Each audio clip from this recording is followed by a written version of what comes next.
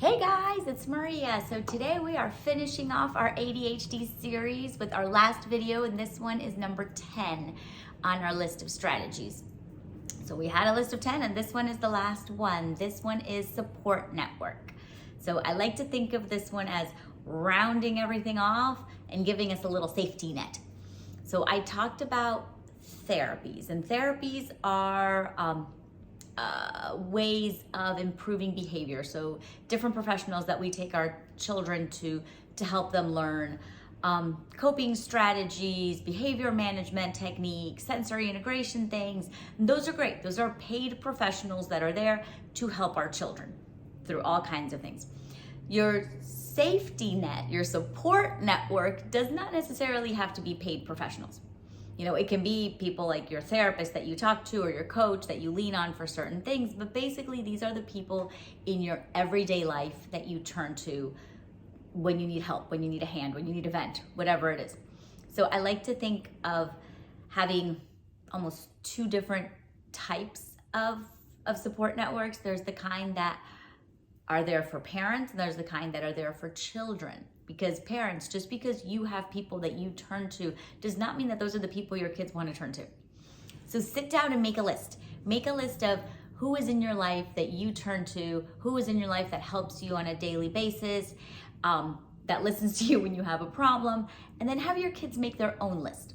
So it's kind of fun if you make a list of who you think is in their safety net or their support network, and have them make their own list. And then kind of compare and contrast and see what you think.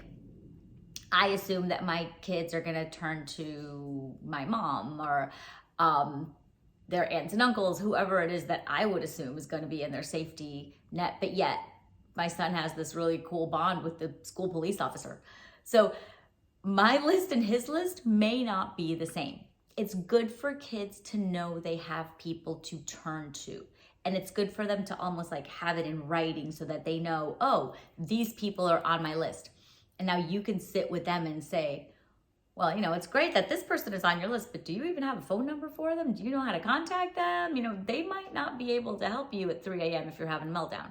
So make sure that they know who they think they can turn to and who is actually really available for them. You know, whoever's in their list that's also on your list, that you know you can actually add to theirs.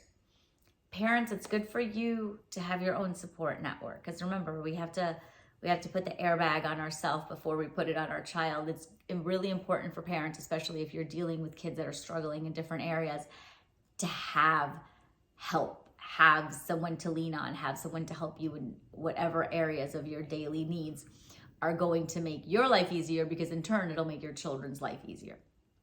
So basically what I was trying to say about support network is make sure you know who you can turn to for help on a daily basis.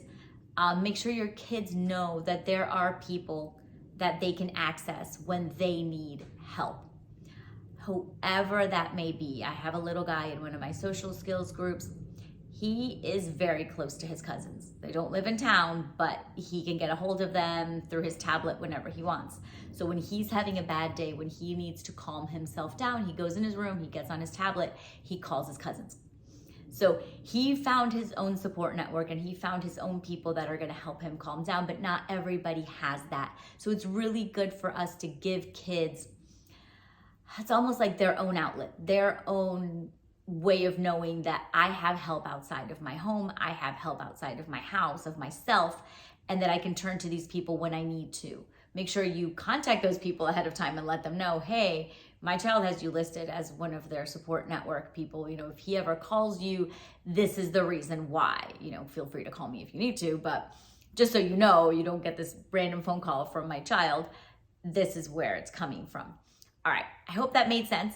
I hope I didn't ramble on too much. Basically, make a list of the people that are there to help you. Make a list of people that are there to help your child, and make sure that they know who's on their list. All right, guys, this is the end of my ADHD 10. If you have any questions or comments or concerns, just let me know. Please write it down so I can make a video just to address that, or I can message you directly. All right, guys, thanks again. I hope you enjoyed it. Bye.